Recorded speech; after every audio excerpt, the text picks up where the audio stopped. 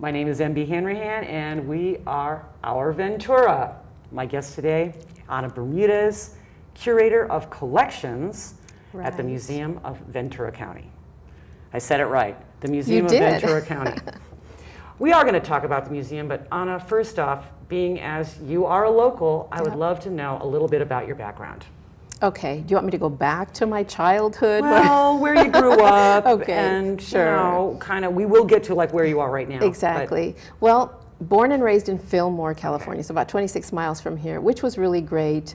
Moved to Ventura when I was 14 because my mother wanted to send me to private school, St. Bonaventure. So been here ever since, with the exception of going away to college. I went to Scripps College in Claremont and came back here, decided this is where I wanted to raise my family. Did you have any connections with the Tortilla Flats people? Not really. Interesting. Although now going back, I know that I went to school with some of them, which was really interesting. So I'm reconnecting with some of those people now. That's right, it's never too late. Okay, and so curating the collections in a museum, how the heck did you get such a cool job? Oh, well, it was really interesting because I met the executive director in 1998. Okay. He was doing an exhibit on Mexican Americans in Ventura County and asked me if I would guest curate this exhibit with him. I had no idea what that even entailed or what it meant at that point. So that kind of turned into a really good relationship, and he had told me about this junior curator program that they were just starting at the museum. And I was the then librarian at Sheridan Way School. So we started bringing the Sheridan Way kids over to the museum, and one thing led to another. I got to know more people there. The job came up and just kind of fell in my lap, I guess. So junior curator was as far as getting the kids into understanding what curation was? Okay. What we would do every year would be we would take a group of 12 students at Sheridan Way School, and we would bring them to the museum for 6 weeks, and I would walk over with them, and they would get to know every person on staff, from the executive director down to the custodial person, and they would find out what every person did on the job training. And then they would curate an exhibit at the end of 6 weeks and get to invite their family and friends, and it was really a great program. And I would be remiss, so to curate means, I know what it means, but... Yes, exactly. Now you're putting me on the spot. To curate? They would have to take, for example, they would take a group of artifacts and be able to select what they would want to put into an exhibition. If it was artwork, then they would select pieces of art and create their own exhibition. So it was an amazing opportunity for kids. That's beautiful. Yeah, so then you just sort of weaseled your way in. No. I kind of did. You always got the on-job training. Yes. I had a background in art history. Always knew that there was something missing. I mean, I started teaching and had a teaching credential, but there was just something missing from my life. So this was a great opportunity. It's called reinventing yourself at 50. Wow, that's beautiful. Love that.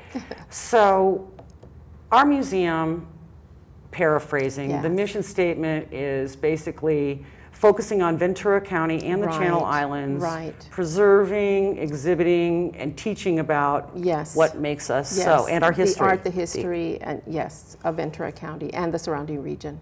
Okay, so you're not the director of the museum, you're the curator, yes. But through you and through the museum, how are you connecting, because when I think of Ventura County, I think of a lot of different kind of communities. Right. Well, first of all, Curator of Collections is a little bit different even than just curator. Okay. As a Curator of Collections, I'm actually in charge of all the 3D artifacts that we have in the collection, which means that's my personal, I mean, I basically live half the time in the basement under the museum, making sure that all the artifacts are there, preserved properly, housed properly. So it's over 30,000 objects that we have, which is a great collection.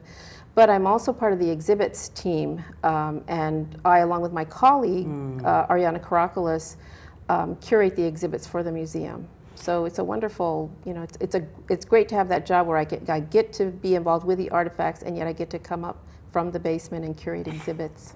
So it's lots of fun. Because I know that since the expansion of the museum, I've probably gone there more than, say, the 10 years prior. When I talk about the expansion, it was, I guess, last year you reopened. Yes, we reopened the museum in 2010. There you go, 2010. With the first part of the renovation, which meant that we added a plaza, and we added the Martha K. and Martin V. Smith Pavilion, which is great. We can seat up to 300 people there for meetings or dinners. And then we redid the lobby and public restrooms in there.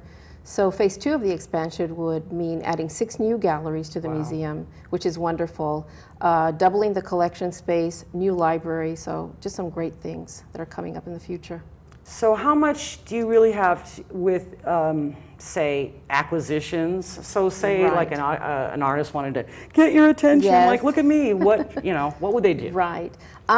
You know, I pride myself in the fact that I'm able to get out in the community a lot, and I like to, it's tiring, but it's something that has to be done, which means I have to go to gallery openings, I need to go to other museum openings, and I keep my eye out for new artists. Artists can cold call me if they want to. It's great if they email, and they can send portfolios, or although those get kind of, you know, it gets kind of hard trying to read through all those things.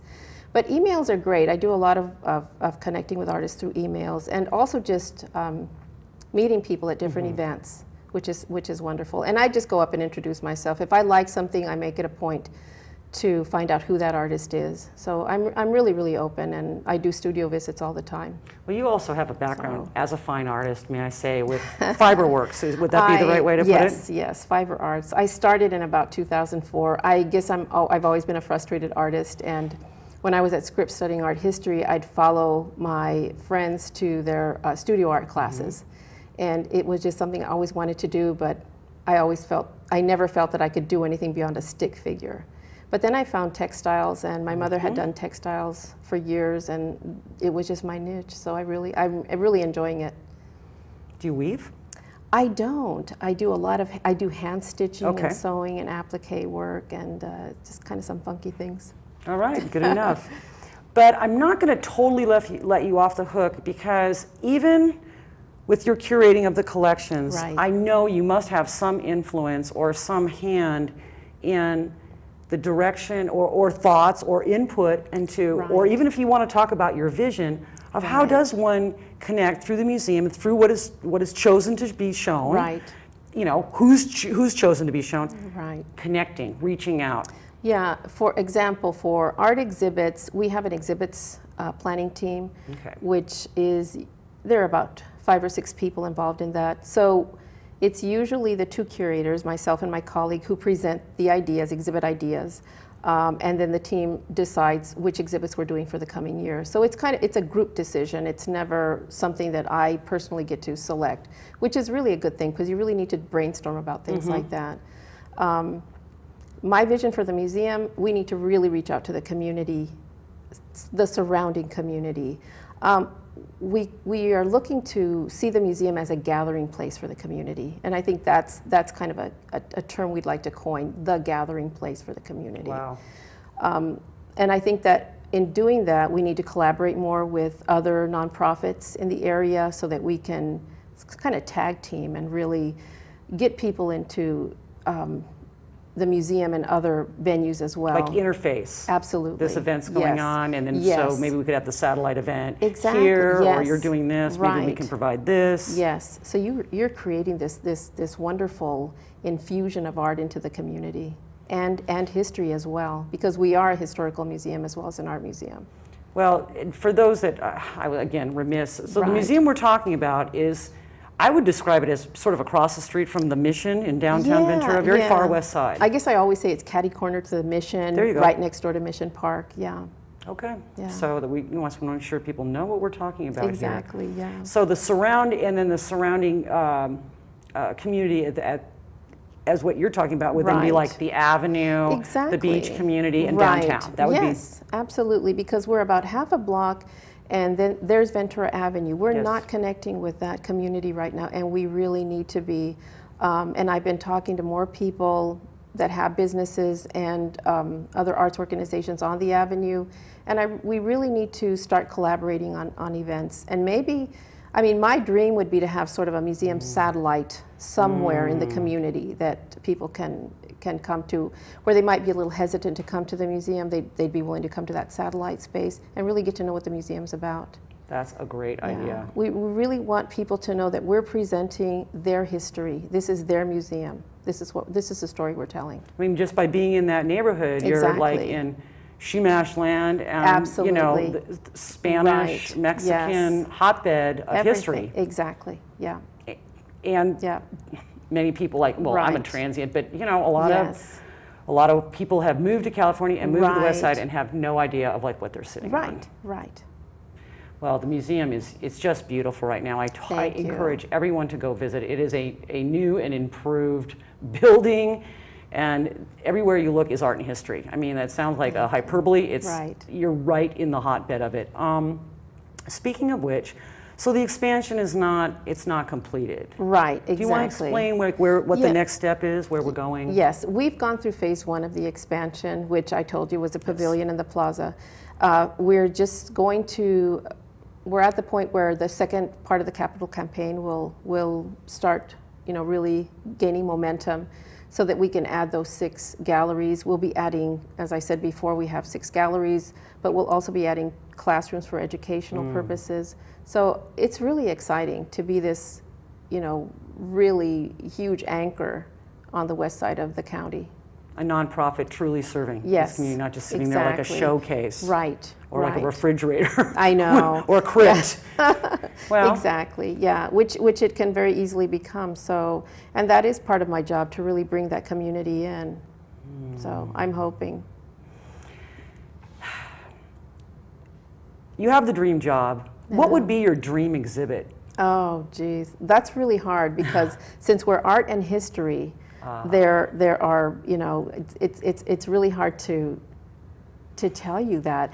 Art exhibits I love, but there's something about me that really enjoys the history.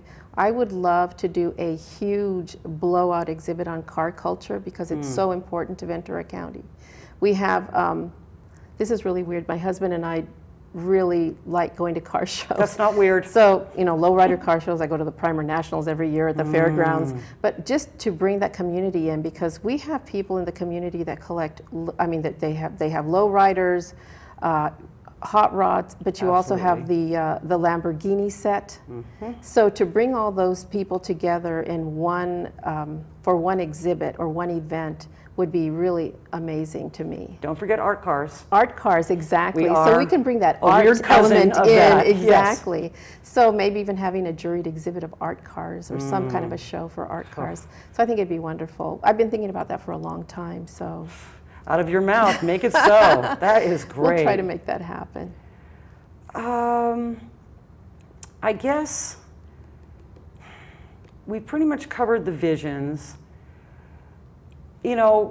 Myself, when I don't have the key to it, but when I see a museum, maybe it's because galleries flip over so quick. Right. And that museums sometimes, like I say, they don't give that big overstatement. Right. But to create that feeling of change and that it's something growing as opposed to something that's, again, just preserving what's already passed. Right. So, any thoughts on that? I mean, you're not the director. It's a big sandwich, but it is, exactly.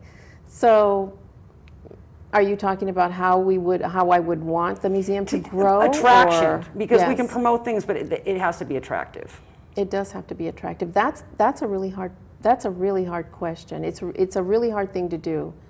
I think for every arts organization right now, or nonprofit right now, it's difficult to attract people. It's difficult to know how to bring people in the door.